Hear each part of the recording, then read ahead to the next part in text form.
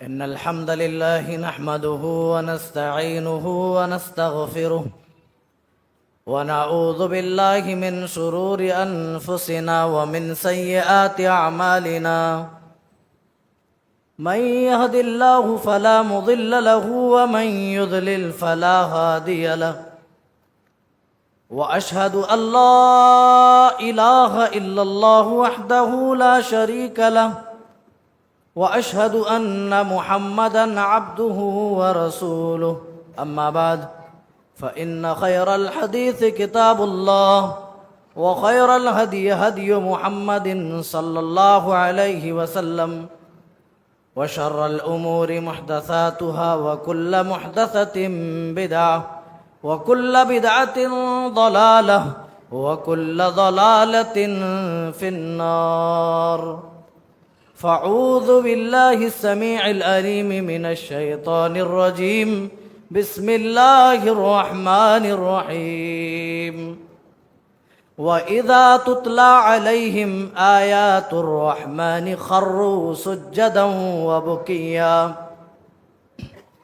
قال النبي صلى الله تعالى عليه وسلم ليس شيء أحق إلى الله من قطرتين وأثرين قطرة دموع من خشية الله وقطرة دم تهراق في سبيل الله. حاضرین جمعہ،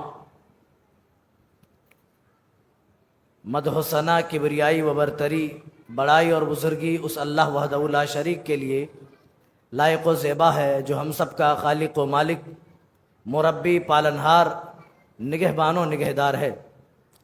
بعدہ انگنت درود و سلام نازل ہوں اللہ کے تمام بھیجے گئے انبیاء و رسول پر، خصوصاً بالخصوص احمد مجتبی محمد مصطفیٰ صلی اللہ تعالیٰ علیہ وسلم پر، جن کے ذریعے اللہ تعالیٰ نے ہمیں اور آپ کو سب سے بڑی دولت ایمان کی دولت نصیب فرمائی. اللہم صلی وسلم وبارک علیہ. آج کے خطبہ جمعے میں آپ کے بیچ اللہ کے ڈر سے نکلنے والے آنسوؤں کے تعلق سے کچھ باتیں رکھنا چاہتا ہوں، اس دعا کے ساتھ کہ رب العزت تو ہمیں حق بات کہنے کی توفیق عنایت فرما اور کہنے والے اور سننے والے کو مکمل طور پر عمل پیرا ہونے کی توفیق دے. آمین تقبل یا رب العالمین. محترم سامعین و حاضرین، اس پرفتن دور میں، اس پرآشوب ماحول میں جہاں ہر شخص دنیا طلبی میں مبتلا ہے، ایسی حالت میں ضروری ہے کہ ہمارے دلوں کے اندر وہ رقت و پسیجگی لائی جائے جو کبھی صحابہ رضوان اللہ علیہم اجمعین کے دلوں میں تھی. اس دنیاوی زندگی میں بہت سارے مرحلات آتے ہیں. ان مرحلوں میں کبھی ایسا بھی مرحلہ آتا ہے جہاں ہماری آنکھوں سے آنسوؤں کے قطرے چھلک پڑتے ہیں. اور اگر رونے کی قسموں کی بات کروں، آنسوؤں کی بات کروں، تو علماء نے اس سلسلے میں 10 سے زائد قسمیں بیان کی ہیں. میں اس تفصیل میں جانا نہیں چاہتا. البتہ یہ بات کسی سے مخفی نہیں کہ ہم دنیاوی معاملات میں کہیں نہ کہیں اپنے دل کے اندر دکھ ظاہر کرتے ہیں جب ہمیں کوئی نقصان ہوتا ہے. جب دنیاوی مصیبتیں ہمارے اوپر لاحق ہوتی ہیں تو کہیں نہ کہیں ہمارے دل روتے ہیں اور اس کی گواہی آنسوؤں کی شکل میں ہماری آنکھیں دیتی ہیں.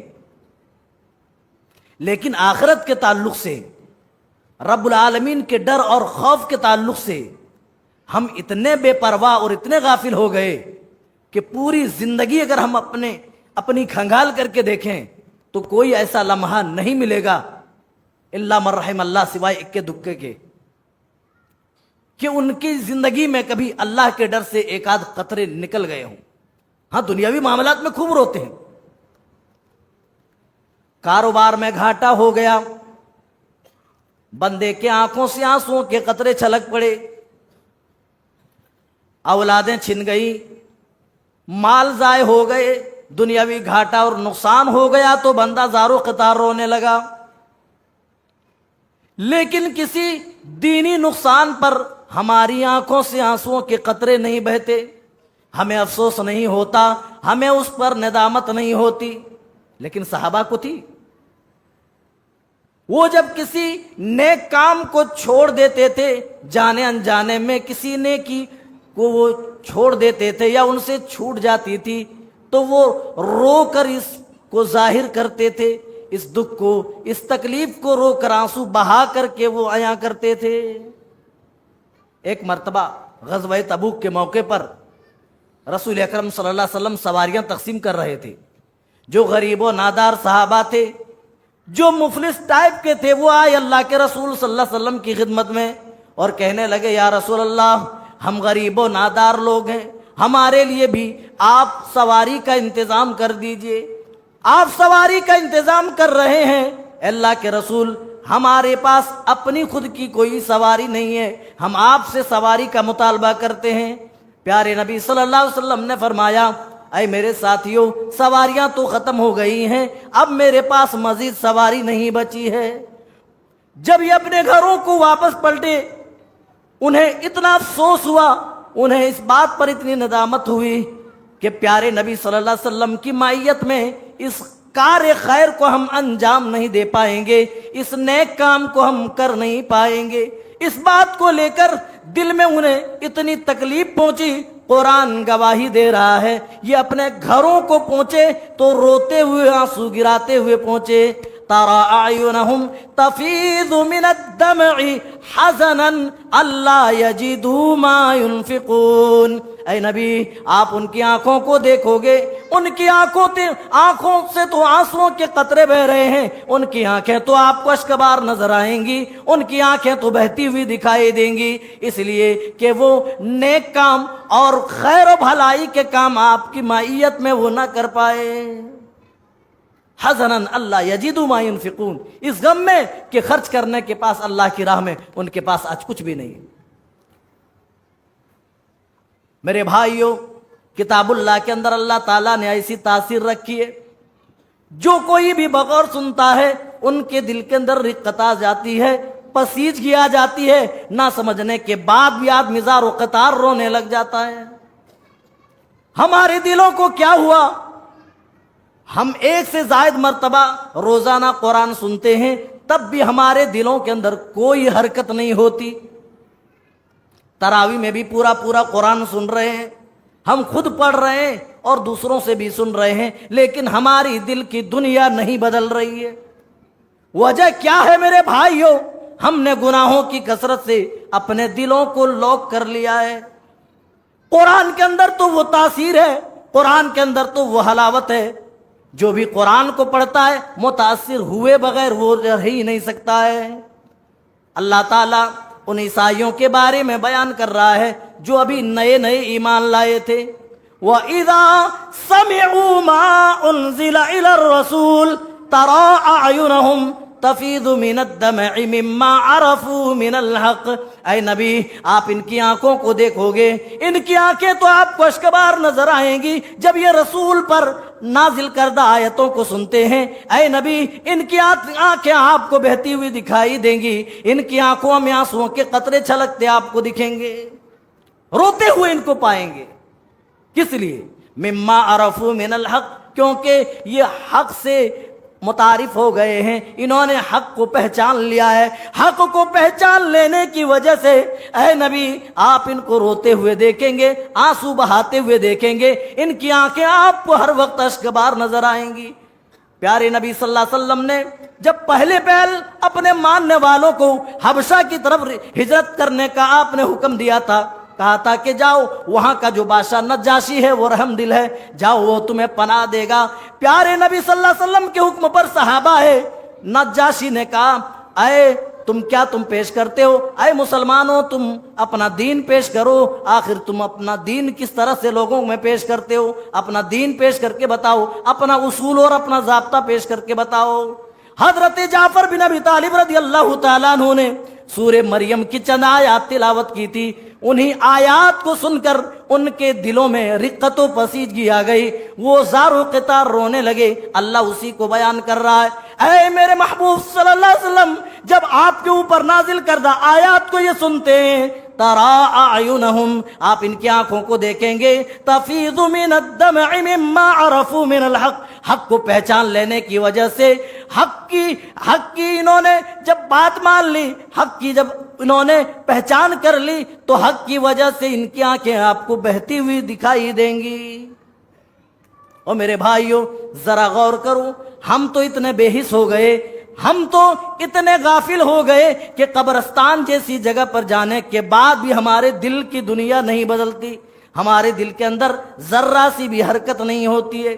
پیارے نبی صلی اللہ علیہ وسلم ایک انصاری صحابی کے جنازے میں ہیں، ابن ماجہ کی صحیح روایت ہے، کننا فی جنازۃ مع رسول اللہ صلی اللہ علیہ وسلم کننا نجلس علی شقیر القبر، پیارے نبی صلی اللہ علیہ وسلم ایک قبر کے کنارے بیٹھ گئے، آپ نے ایک تنکا لیا، کھودنے لگے، آپ نے نگاہیں نیچے کر لی، آپ سوچ میں مبتلا ہیں، غور و تدبر میں آپ مبتلا ہیں، اچانک آپ کی آنکھوں سے زار و قطار آنسوؤں کے قطرے چھلک پڑتے ہیں، آپ زار و قطار اچانک رونا شروع کر دیتے ہیں۔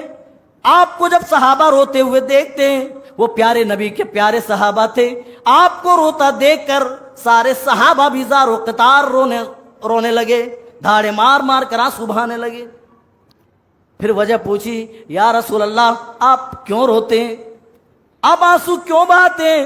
آپ نے فرمایا، لِمِثْلِ هَذَا فَأَعِدُّوا يَا إِخْوَانِي، اے میرے بھائیوں دیکھو دیکھو قبر کھودی جا رہی ہے، دیکھو اس قبر کے اندر تمہارے مردے بھائی کو ڈالا جائے گا۔ ہاں میرے ساتھیوں، میرے بھائیوں، ہم میں سے تم میں سے ہر ایک کے ساتھ یہی معاملہ ہوگا، جب وہ دنیا چھوڑ کر کے جائے گا، جب وہ مرے گا، اس کے ساتھ بھی یہی معاملات ہوں گے جو آج اس کے ساتھ معاملات کیے جا رہے ہیں۔ تمہیں بھی اسی طریقے سے نہلایا جائے گا، تمہیں بھی اسی طرح کفن پہنایا جائے گا، اور چار کندھوں کا سہارا دے کر اسی طرح قبرستان لایا جائے گا، اور منو من مٹی کے اندر دبا دیا جائے گا۔ اے لوگو، یہاں آنے سے پہلے یہاں کی تیاری کر لو۔ اے میرے ساتھیوں، ہم میں سے ہر ایک کے ساتھ یہ معاملہ ہونے والا ہے۔ اتنا روئے، راوی حدیث بیان کرتے ہیں، حتیٰ بل الثری، یہاں تک کہ سامنے والی زمین آنسوؤں کی وجہ سے تر ہو گئی،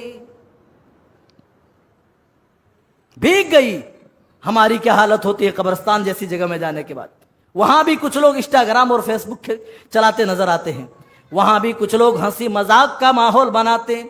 او لوگوں، اگر قبرستان جیسی جگہ سے بھی ہمیں عبرت حاصل نہ ہوئی، قبر میں بوسیدہ ہڈیاں دیکھ کر بھی ہم نے عبرت نہیں پکڑی، تو اللہ کی قسم دنیا میں کوئی اور ایسی جگہ نہیں جہاں سے ہمارے دل بدل جائیں، ہمارے دلوں میں نرمی آ جائے، ہمارے دلوں کے اندر رقت و پسیجگی آ جائے۔ یہ عبرت کی جا ہے، تماشا نہیں ہے۔ ہم نے عبرت والی جگہ کو آج تماشا گاہ بنا دیا ہے۔ ہمارے دل تو اتنے سخت ہو گئے، قبرستان جیسی جگہ پر جانے کے بعد بھی ہمارے دلوں کے اندر ذرہ سے بھی پسیجگی نہیں آتی۔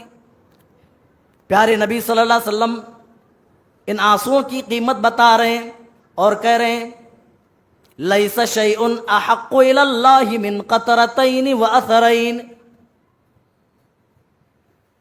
دو چیزیں ایسے، دو قطرے اور دو نشانات اللہ کے نزدیک اتنے محبوب ہیں کہ اس سے زیادہ دوسری چیز اتنی محبوب نہیں۔ فرمایا پہلی چیز قطرۃ الدموع من خشیت اللہ، پہلا قطرہ وہ آنسو کا قطرہ ہے جو خالص اللہ کے ڈر سے نکلے۔ ہمیں اللہ کے ڈر سے نکلنے والے آنسوؤں کی قیمت کے بارے میں پتہ نہیں ہے۔ او میرے بھائیوں، یہ تو جہنم کی آگ کو بجھا دیتی ہے۔ حضرت حسن رحمہ اللہ فرماتے ہیں، اللہ تعالیٰ اپنے بندے کے آنسوؤں کے قطروں کی وجہ سے بندے کے گناہ اللہ تعالیٰ جتنے چاہے گا اللہ معاف کر دے گا، اور جہنم کی آگ کو اللہ تعالیٰ جس طرح چاہے گا ان کے آنسوؤں کی وجہ سے اللہ تعالیٰ بجھا دے گا۔ دنیا میں اور کوئی چیز نہیں جس کے ذریعے سے جہنم کی آگ بجھائی جا سکتی ہے سوائے آنکھوں سے نکلنے والے ان آنسوؤں کے قطروں کے۔ اسی لیے کہتے ہیں اللہ کے نزدیک یہ بڑے پسندیدہ قطرے ہیں. احق الی اللہ من قطرتین واثرین وقطرۃ دموع من خشیۃ اللہ وقطرۃ دم تحراق فی سبیل اللہ. اور دوسرا قطرہ وہ خون کا قطرہ ہے جو اللہ کی راہ میں لڑتے لڑتے آدمی زخمی ہو جائے اور اس زخم سے خون کے قطرے ٹپکنے لگے. وہ قطرے بھی اللہ کے نزدیک بڑے پیارے ہیں, اللہ کے نزدیک بڑے محبوب ہیں. آپ صلی اللہ علیہ وسلم نے ان آنکھوں کے بارے میں فرمایا کہ وہ آنکھیں جہنم میں نہیں جائیں گی.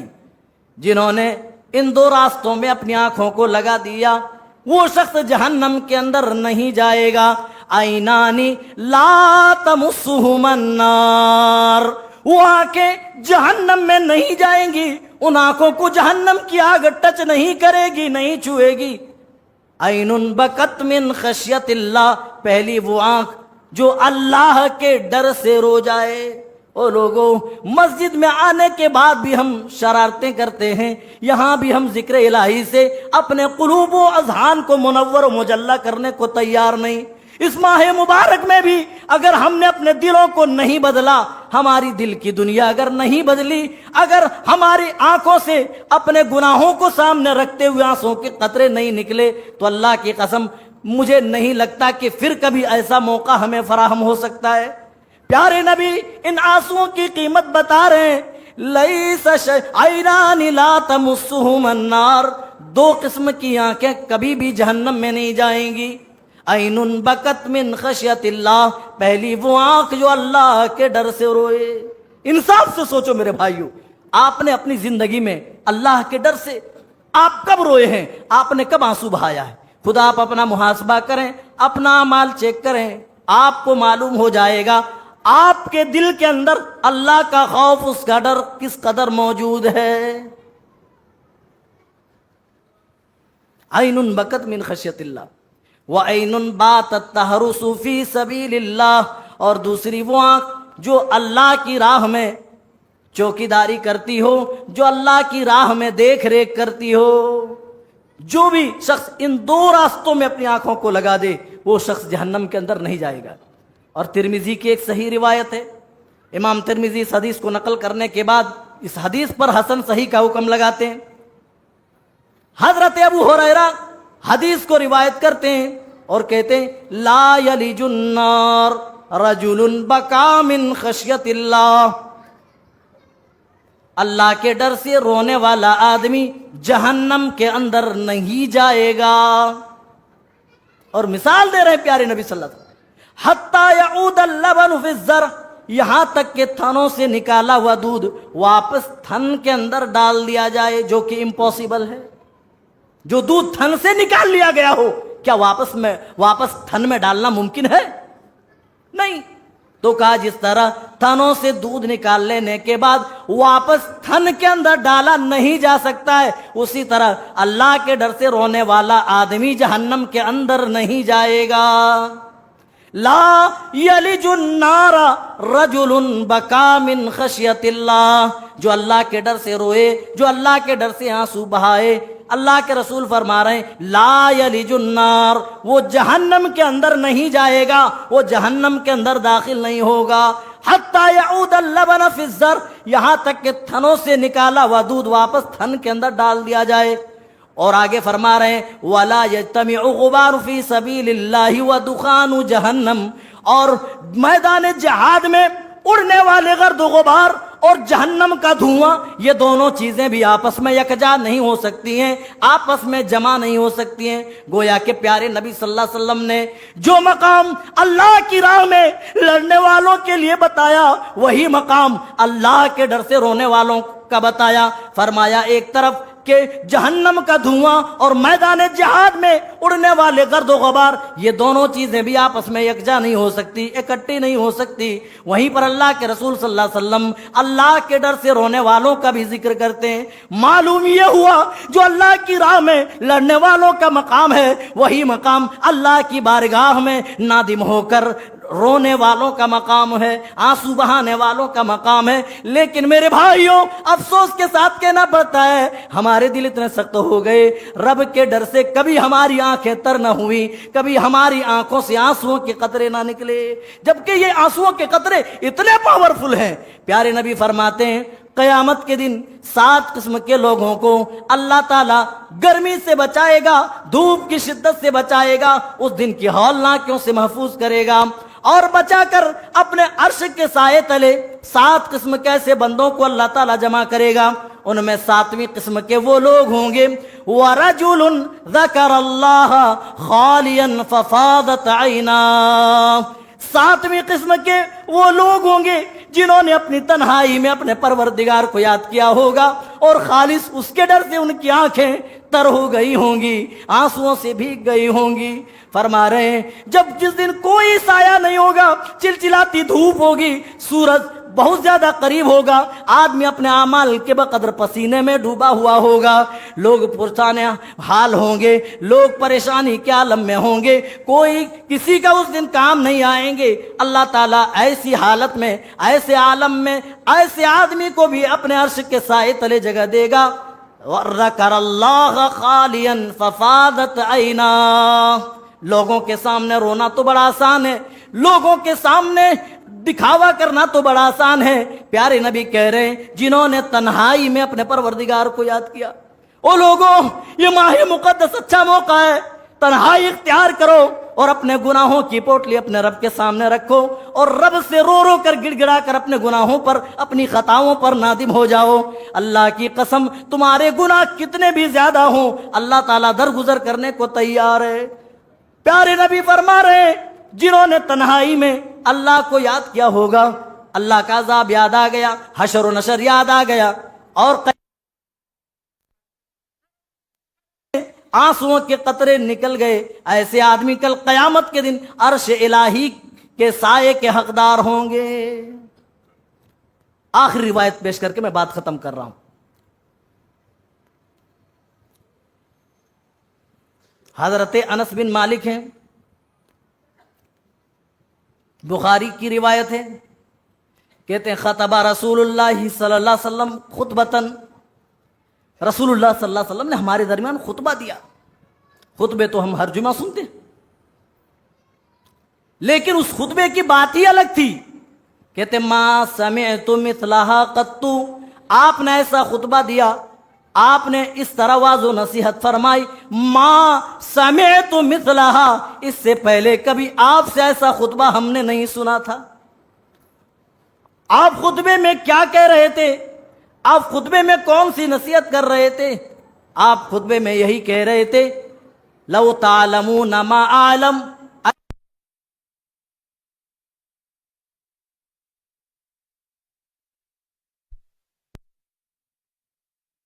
کثیرا، تو تم دنیا میں ہنسو گے کم اور روو گے زیادہ اگر وہ چیزیں جان لو جو میں جانتا ہوں۔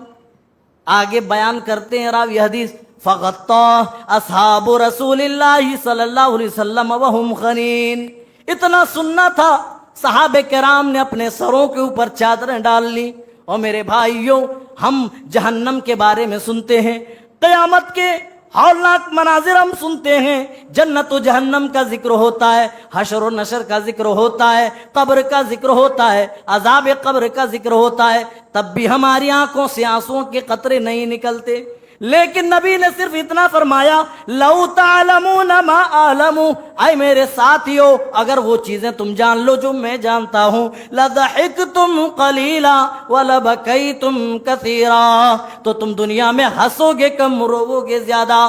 راوی حدیث کا بیان ہے نبی کا یہ فرمان سننے کے بعد فغطا اصحاب رسول اللہ صلی اللہ علیہ وسلم، انہوں نے اپنی چادریں اپنے سروں کے اوپر ڈال لی۔ وہم خنین، یہ جملہ بتاتا ہے، یہ لفظ بتاتا ہے نبی کا فرمان سننے کے بعد نبی کے صحابہ زار و قطار رو رہے تھے، آنسوؤں کے قطرے اپنی آنکھوں سے چھلکا رہے تھے، گرا رہے تھے۔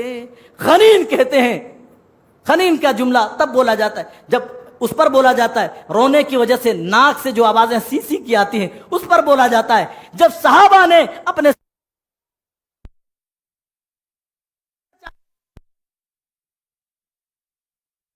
रही थी, नाक से जो बजने की आवाजें आ रही थी वो बता रही थी। नबी का फरमान सुनने के बाद नबी के सहाबा खामोश नहीं रहे, बल्कि उनके अंदर अल्लाह का डर इस तरह पैदा हुआ, इस तरह खौफ पैदा हुआ कि उनके दिलों में रिक्कत आ गई, उनके दिलों में पसीजगी आई और उनकी आंखों ने आंसुओं के कतरे छलका दिए। आज जिनको हंसी नहीं आती है, कॉमेडीज के वीडियोस यूट्यूब में देख देख कर खूब हंसा करते हैं। मेरे भाइयों, ज्यादा हंसना भी क्या है, दिलों को मुर्दा करने का एक जरिया है, तो ज्यादा हंसो मत, नादिम हो जाओ। आज रब हमें माफ करने को तैयार है। अल्लाह अकबर। नबी के सहाबा थे, उनके जेब में जन्नत की टिकट मौजूद है, जन्नत का परवाना मौजूद है, इसके बाद भी इतने फिक्रमंद होते थे। अल्लाह अकबर। दिन में मैदान जिहाद में, मैदान कारजार में है,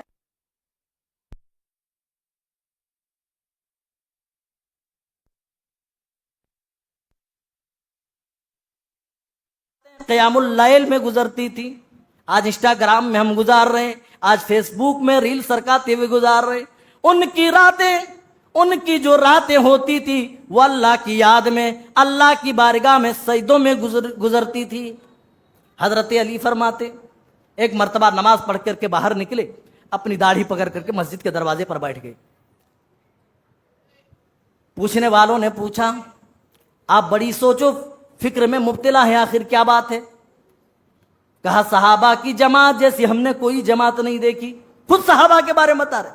कहा, क्या हुआ? कहा, दिन में तो वो मैदान कारजार में होते, रात होती है तो वो सोने के बजाय अक्सर हिस्सा वो अल्लाह की याद में गुजारते हैं, और फिर दिन होता है, सुबह होती है, दिन की हालत में ऐसे ही डावाडोल करते नजर आते हैं, जैसे तेज तुंद आंधियों की जद में ये दरख्त डावाडोल करते नजर आते हैं। जब देखिए